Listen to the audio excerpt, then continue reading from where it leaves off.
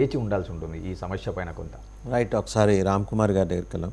రామ్ కుమార్ గారు, ఈరోజు ఉక్కు శాఖ మంత్రి విశాఖపట్నం రావటం, 2 రోజులు అక్కడ ఉండాలనుకోవటం, ఎందుకంటే Vizag has become a focal point for any party. ఎందుకంటే వైజాగ్ అనగానే 2 తేనెతొట్లు ఉంటాయి, ఒకటి railway division, 2 steel plant. So 2వ తేనెతొట్టు కదల్చడానికి మళ్ళీ రెడీ అవుతారు అని మీరు అనుకుంటారు. వాటిని తేనెతొట్లని బీజేపీ భావిస్తుంది. సాధ్యమైనంత వరకు ఏంటంటే ఎక్కడ పెట్టుబడులు ఉన్నా వాటిని ఉపసంహరించడం అనేది సరే కేంద్ర ప్రభుత్వం పాలసీ. అది మీరు అధికారంలో ఉంటారా, కాంగ్రెస్ అధికారంలో ఉంటుందా, మీ కుటుంబ అధికారంలో ఉంటాయనేది కాదు. ఈ క్రమంలో భావోద్వేగాలతో ముడిపడి ఉన్న వైజాగ్ స్టీల్ ప్లాంట్ అంశం విషయంలో కేంద్రం వెనక్కి తగ్గే అవకాశం ఉంది. ఎందుకంటే ప్రధానమంత్రి నరేంద్ర మోడీ రైతు చట్టాల ఉపసంహరణ సమయంలో దేశానికి, రైతు లోకానికి ఆయన క్షమాపణ చెప్పారు. 2 చేతులు జోడించి ముకుళిత హస్తాలతోటి ఆయన అభివాదం చేసి క్షమాపణ చెప్పి ఉపసంహరించుకున్నట్టు ప్రకటించారు. అది చాలా హుందా అయిన రాజకీయం. అటువంటి హుందా అయిన రాజకీయం విశాఖ స్టీల్ ప్లాంట్ విషయంలో ఏమన్నా ఉండే అవకాశం ఉందా? వాసయ్య గారు నమస్తే అండి. అలాగే మిగతా మిత్రులు కూడా. 3 విషయాలండి ఇందులో. ఫస్ట్ థింగ్ ఏంటంటే ప్రైవేటైజేషన్ అనేది భారతీయ జనతా పార్టీ ఎజెండా కాదు, వాళ్ళు మొదలు పెట్టింది కాదండి. అన్నిటికన్నా ముందు కాంగ్రెస్ హయాంలో అది స్టార్ట్ అయింది. దానికోసం ప్రత్యేకంగా ఒక శాఖే కేటాయించి ఇవన్నీ కూడా తీసేయాలనేది మొదలు పెట్టింది కాంగ్రెస్. సరే, కొన్ని పాలసీలు కంటిన్యూ చేయాల్సి వస్తే కొన్ని పాలసీలు కావాలని డెసిషన్ తీసుకుని వెనక్కి తీయచ్చు, దాన్ని పక్కన పెడతామని చర్చ అది కాదు. ఊరికే హెడ్లైన్స్ చెప్పాలి కాబట్టి చెప్తున్నాండి. ఇక 2వ విషయం, ప్రైవేటైజేషన్ చేద్దాం అన్న తర్వాత స్టీల్ ప్లాంట్ లాభాల్లోకి వచ్చింది. ఎందుకు వచ్చింది అనేది కూడా ప్రజలు ఆలోచించాలి.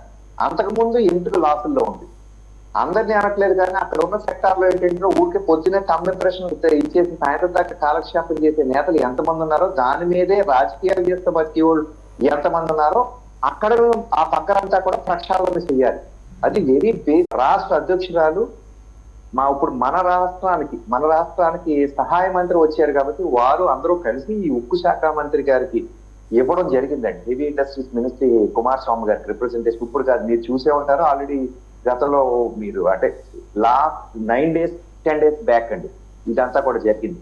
సో ఈ వేళ ఇక్కడికి వచ్చేటప్పుడు నిన్న కూడా స్టేట్ డైరెక్టర్ ఒక ఆయన ఉన్నారండి విశాఖపట్నంలో, వారు కూడా నిన్న ప్రెస్ మీట్ పెట్టి మంచి న్యూసే వినపడుతుంది, మీకు పాజిటివ్ గానే ఉండాలి, మేమంతా కూడా భారతీయ జనతా పార్టీ ఆంధ్రప్రదేశ్ నుంచి మేము అక్కడ సెంట్రల్ లో గవర్నమెంట్ లో ఉన్నాం కాబట్టి దీన్ని కలిపేస్తేనే దీనికి మంచి జరుగుతుందని ఇక్కడ ఉన్న భారతీయ జనతా పార్టీ టీం కూడా గట్టిగా పుష్ చేస్తుందండి.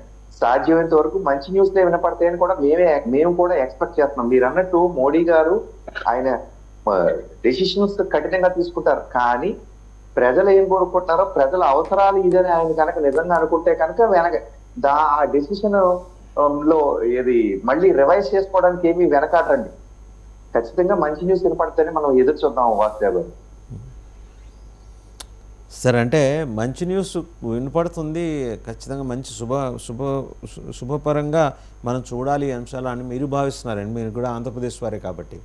బట్ మీకేంటంటే బీజేపీకి కంట్లో నలుసు ఒక ఆవిడ ఉన్నారు, ఢిల్లీలో కూర్చుంటారు.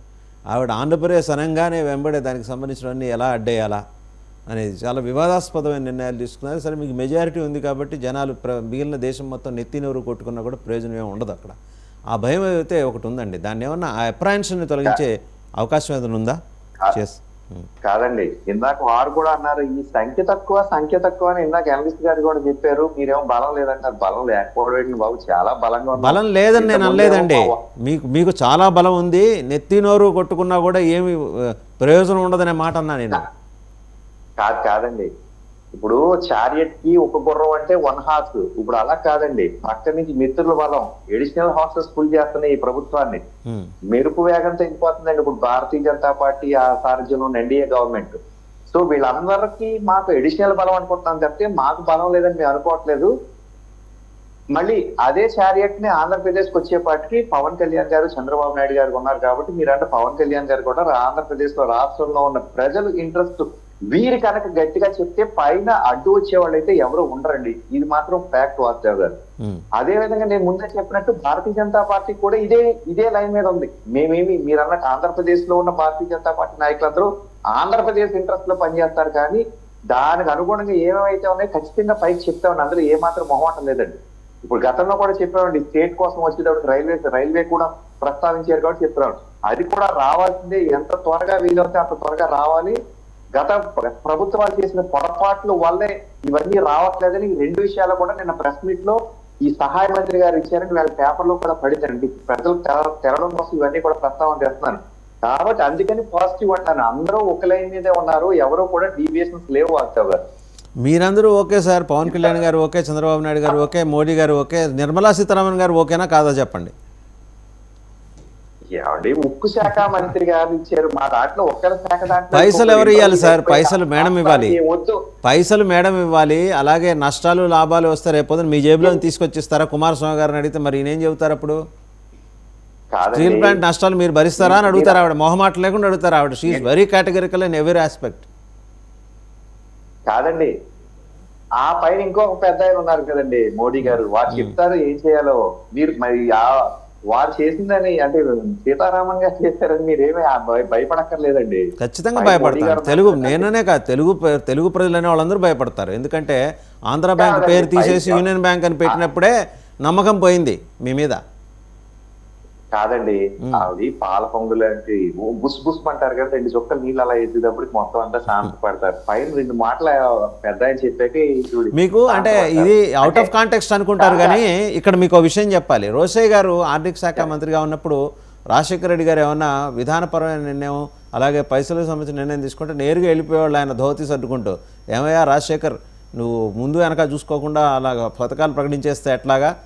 అంత పెద్ద ఆయన కూడా ఆయన వస్తుంటే రాజశేఖర రెడ్డి గారు సీఎం గారు పెద్ద ఆయన వస్తున్నారు ఏదైనా శివాట్లు పెడతారేమో అనేవాళ్ళు, అంటే చమత్కారంగా అనేవాళ్ళు. అంత కంట్రోల్ ఉండబట్టే ఎక్కడా ఇబ్బంది లేకుండా ఆర్థిక వ్యవస్థను నడపగలిగారు. ఇప్పుడు అలాంటి అలాంటి రోలే నిర్మలా సీతారామన్ గారు అక్కడ ప్లే చేస్తుంటే మోడీ గారు ఏం అనలేని పరిస్థితి రావచ్చు కదా అనే అనుమానం sir. I may be wrong also. కాదండి, మీరు ఖచ్చితంగా రాంగ్ అండి. ఎందుకంటే పర్సనల్ గా చాలా లెక్కల మాస్టర్గా చాలా స్ట్రిక్ట్ ఆవిడ, అందులో ఏమాత్రం డౌట్ లేదు.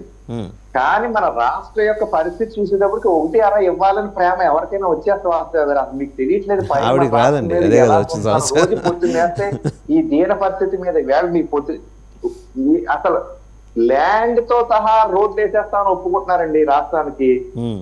మీరు ఇంకా అంటే ఏది ఇంటర్నెట్ లో ఉన్న ప్రజలు మనస్తత్వం కూడా మారాలండి. గత ప్రభుత్వం చేతకానితనం వల్ల ఇవన్నీ ఆగిపోయినవి. అసలు ఉదారంగా మీరు ఎంత కావాల్సి అంత అడిగిన వెంటనే ఇచ్చేస్తానని చెప్తున్నారండి. అంటే ఇది ఇప్పుడు మరోసారి ఎందుకు చెప్తున్నారంటే ఎలక్షన్ ముందే ఈ వాగ్దానం, అది చూసే మా ప్రజలు డబుల్ ఇంజిన్ సర్కార్ అనేది డబుల్ ఓట్లు వేసేసారు. లెఫ్ట్ రైట్ కూడా కచ్చ నొక్కేసేటప్పటికే 70, 80, 90 వేల మెజార్టీలు వచ్చినాయి. అది నిలుపుకోకపోతే మళ్ళీ అంతే స్థాయికి పత్రానికి పడేస్తారు ప్రజలు. ఒకసారి వెంకటేశ్వర రెడ్డి గారి దగ్గరికి వెళ్దాం. వెంకటేశ్వర రెడ్డి గారు మీ చేతకాని